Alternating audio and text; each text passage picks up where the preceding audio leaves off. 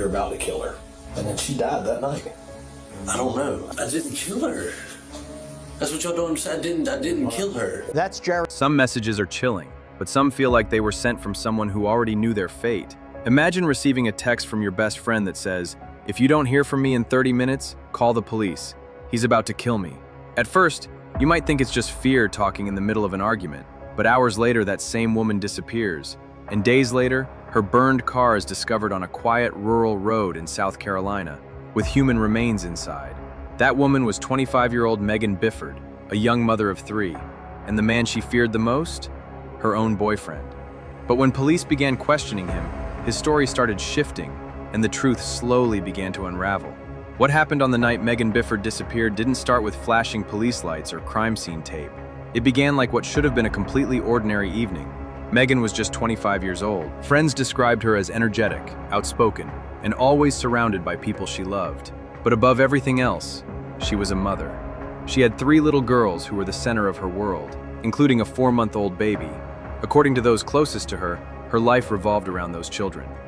That night in April 2024, Megan was at home in Denmark, South Carolina, a small rural town not far from the Georgia border. She lived there with her boyfriend, Jared Davis, the father of her youngest child. At some point during the evening, Megan sent a message that would later become one of the most haunting pieces of evidence in the entire case. She texted her best friend. The message was short, urgent, and terrifying. She wrote that if no one heard from her in the next 30 minutes, they should call the police because Jared was about to kill her.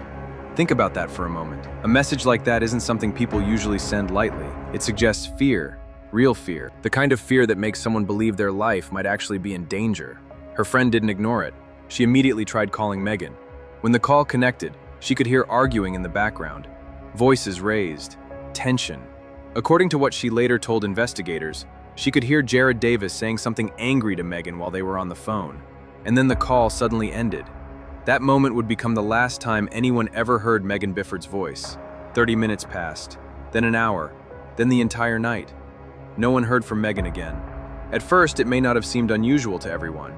People sometimes leave during arguments. They cool off, spend time with friends, and come back later. But as more time passed, concern began to grow.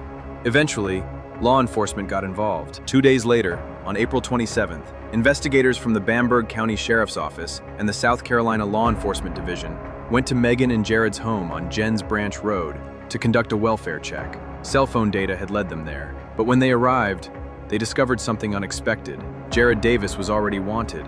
There were active warrants for his arrest. One related to domestic violence in a nearby county, and another for illegally possessing a firearm, something he wasn't allowed to have because he was a convicted felon and currently on probation. When deputies pulled up to the property, they spotted Davis coming out of a shed behind the house. Officers immediately took him into custody, but what they found inside the home made the situation even more unsettling. Sitting alone in the living room was Megan's 4-month-old baby. The child was unharmed, thankfully, but there was no sign of Megan anywhere in the house. Her 2 older daughters weren't there either. They had been staying with their father, but the baby, Davis's child, had been left alone without her mother. Investigators quickly secured a search warrant for the property.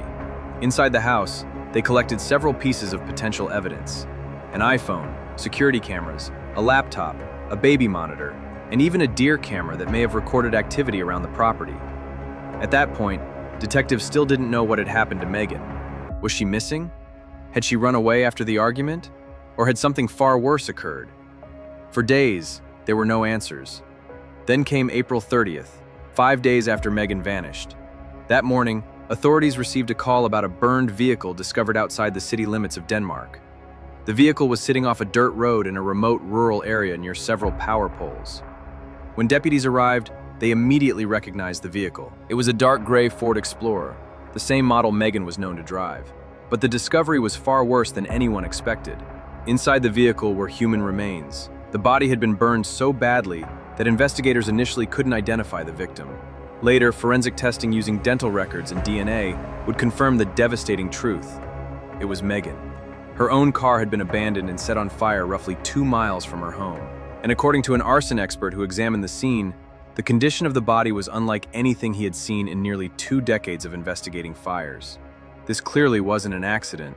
Someone had intentionally destroyed that vehicle, and whoever did it likely hoped the fire would erase any trace of what really happened. Prosecutors would later charge Jared Davis with multiple crimes: murder, possession of a weapon during a violent crime, unlawful possession of a firearm, arson, and desecration of human remains. But despite the mounting evidence, there was still one thing investigators didn't have yet. What they did have, however, was something almost just as powerful: hours of interrogation footage where detectives sat face to face with Jared Davis, watching carefully as his story slowly began to change. By the time investigators brought Jared Davis in for a third interview, the pressure had completely changed the tone of the room. In the earlier conversations, Davis had tried to stay calm. He insisted Megan simply left the house after an argument. Then that story shifted into something else: a supposed accident involving a gun that just went off. But detectives already knew something about that explanation didn't make sense. Now they had more evidence. They told Davis they had recovered video footage from cameras near the property. According to them, the DVR actually did record, and what it showed didn't match the version of events he had just described. Investigators said the footage showed him chasing Megan, not standing beside a car when a gun accidentally discharged, not a sudden moment of panic. Instead, they described something very different: Megan running, Davis chasing after her with a gun in his hand, and then dragging her lifeless body back toward the vehicle afterward. When detectives confronted him with that information, the atmosphere shifted again. Davis didn't fully confess to intentionally killing her, but he began filling in more of the gaps. He admitted that Megan ran from the house that night because she saw the gun. According to him, she was trying to get away, possibly heading toward a neighbor's house for help. Davis claimed he followed her because he had her car keys and didn't want her leaving. At some point during that confrontation, the gun fired. He insisted the shooting itself was still accidental. But by then, the focus of the interrogation wasn't just the moment the gun went off. It was everything that happened afterward.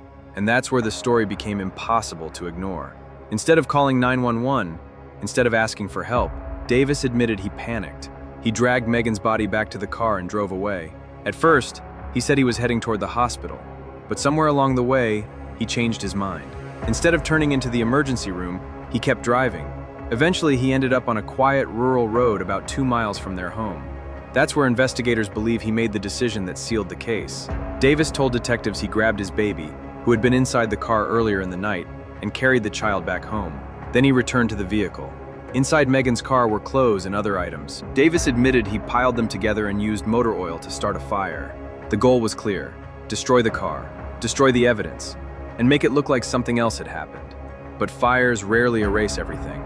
And in this case, the evidence left behind told investigators far more than Davis realized. Phone records showed both of their phones moving together near the location where the burned car was found. Health data from his phone revealed he had walked nearly the exact distance between the crime scene and his house that night, about 1.5 miles. And then there was the message Megan had sent earlier that evening, that haunting text warning her friend that Jared was about to kill her. In the end, the evidence was overwhelming. Rather than face a full trial, Jared Davis eventually pleaded guilty. On November 10, 2025, he admitted to murder, possession of a weapon during a violent crime, arson, and desecration of human remains. A judge sentenced him to 43 years in prison, ensuring he will spend decades behind bars for what happened that night. But even with that sentence, the real tragedy remains with the people Megan left behind. 3 young daughters who will grow up without their mother, a family forever changed by one night of violence, and a final message that still echoes through the entire case.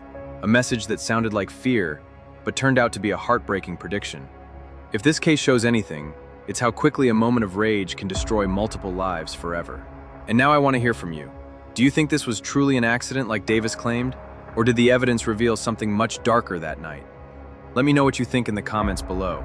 And if you found this case as shocking as I did, don't forget to like the video, share it with others, and subscribe to the channel for more deep dives into real criminal cases just like this one.